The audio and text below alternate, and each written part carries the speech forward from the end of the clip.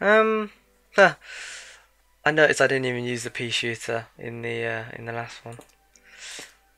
I'll bring along the chomper again, just 'cause it's the early waves, and I don't really like it, but it does what it does alright in the first couple of waves.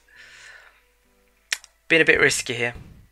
Um, the difference between my cheapest plant, 25, and the next cheapest plant is 125 for the chomper, and the chomper I don't even like using anyway. So really, it's 25 and then 175. Now the reason why that's risky is because you want like a variety of plants. It's always good to have like something cheap for the early waves, and then something mid-level, maybe 100, 100 and something, just to keep the early waves at bay. Oh, almost forgot to put that down then. And then some really heavy hitting plants for the late, just to hold your ground in the later waves. Obviously, I haven't really got that many heavy hitting plants at the moment. I don't think any of these are heavy hitting, to be honest. I'd classify these two as, well, that one obviously has a second ability to slow zombies down, so that's a bonus. But I wouldn't call the repeater a heavy hitter. More of a middleweight. It's a good plant, but it's not. It won't win you the game by itself, sort of thing. Well, I don't think most plants probably win the game by itself. So I don't know what I'm saying there, but yeah. So you want like a variety just to cover your sun balance. You don't want to be too stretched, spending it all on one plant. Oh, I'm not gonna have enough time. It's a good job I have that guy.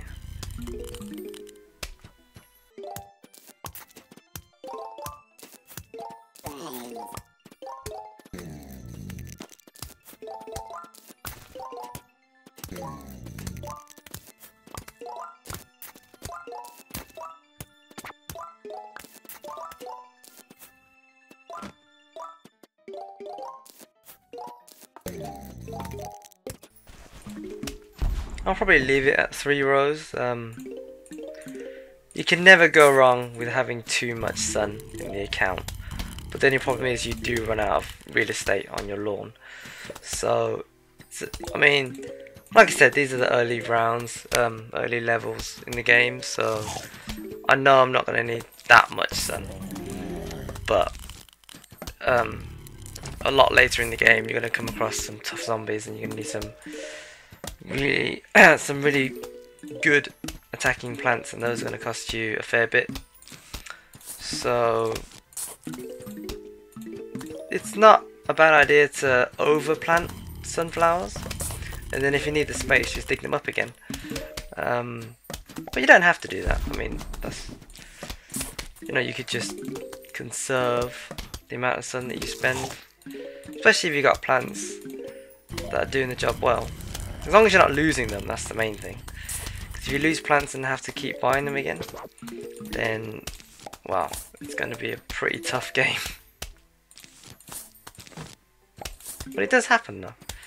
You do lose plants occasionally, and you just gotta. If you got sun in the bank, then you can recover quite quickly. If you haven't, then obviously you need to micromanage a little bit.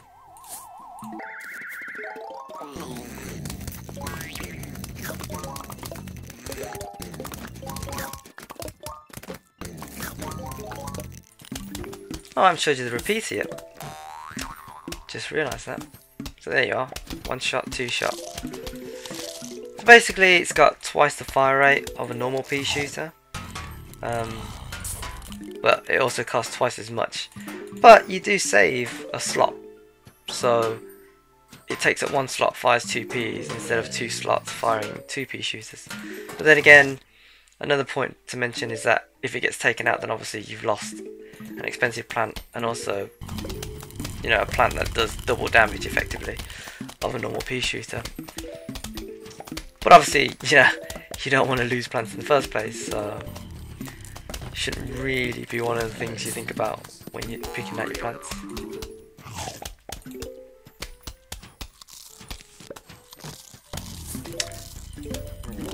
think I got enough sun now, so I'm just going to start putting down extra plants.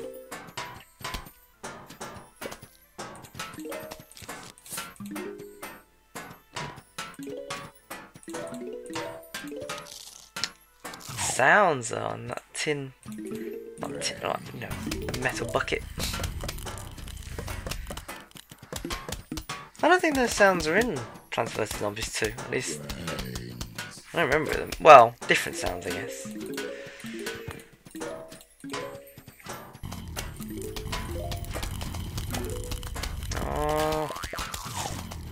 Oh, good. I'd rather the bucket head get eaten because he's a lot tougher than this guy. I mean, he won't make it very far anyway.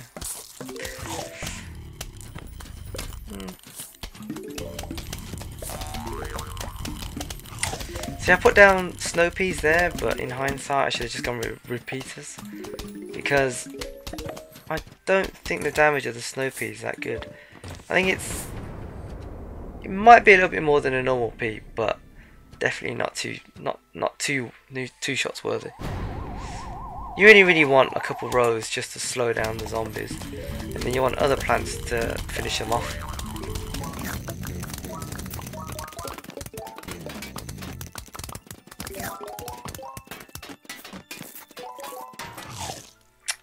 Ooh, another note. I do like reading these, they're quite fun.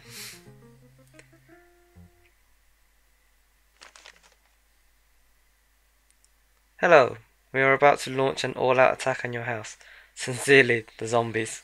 Well, that's nice of them to warn us.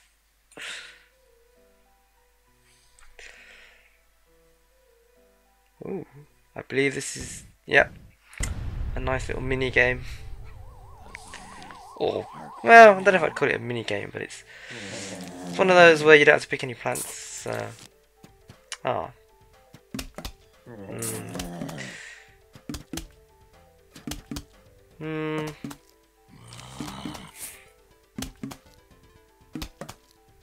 You'll probably get to see me use a cherry bomb in this round. Well, I might just use it anyway, just cause.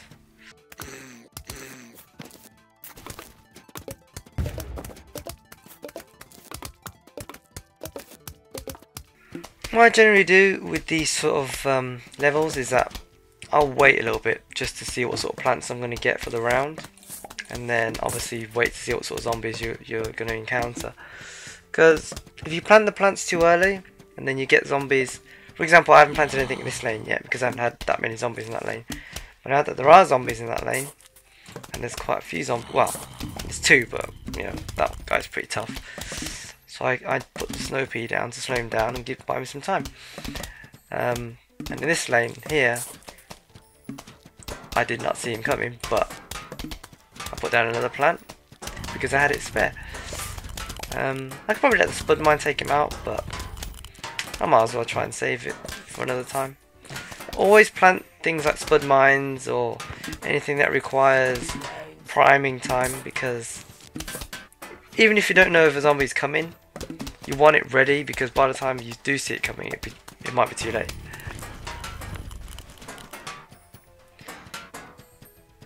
Just make sure you try and give it the three patches it needs to prime itself. Oh. So that's what the cherry bomb does, blows them all up. I think it's well, it's a 3x3 grid, so if you put the cherry bomb there, it will take out all zombies in that 9 patch area.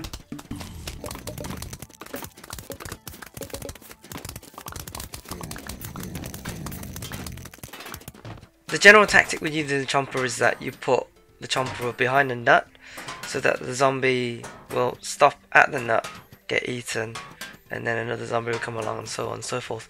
But like I said, if there's not a lot of time between the zombies, then the chomper just doesn't take them out quickly enough for me, so that's why I don't really like it. I mean, it's a cool looking plant and all, and it's based on the I believe the Venus flytrap, which is one of my favourite plants in real life. I think they're just fascinating, the way that they eat insects.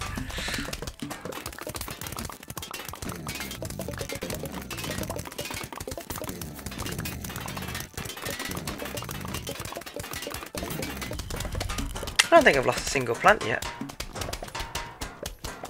At least, not like anything that isn't a mine anyway.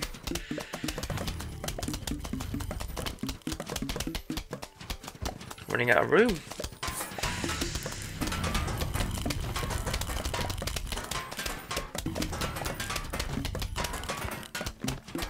I might dig up some of these mines. That's it. I'll leave it for a bit. See what happens.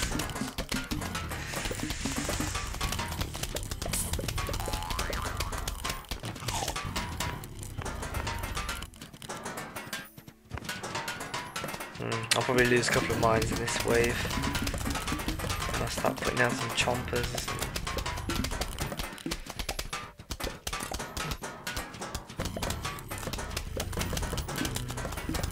No, I'm just gonna start digging stuff up. There we go, I'll definitely lose one now. Maybe even two of them, to be honest.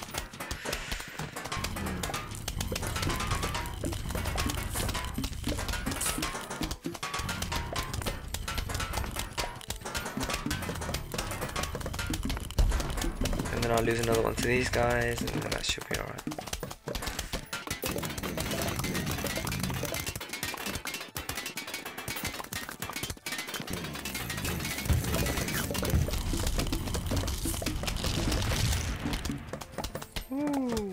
Nice little cluster of zombies I took out there.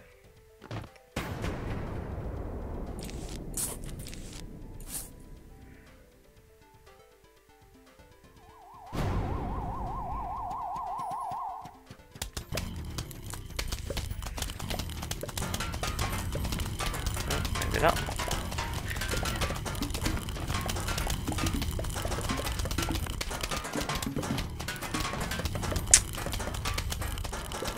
I do like it when you've got like an entire grid of plants and then you don't have to do anything,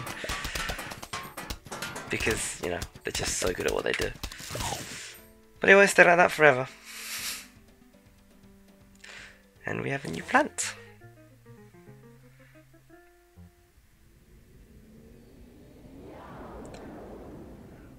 Puff shroom shoots short-range spores at the enemy.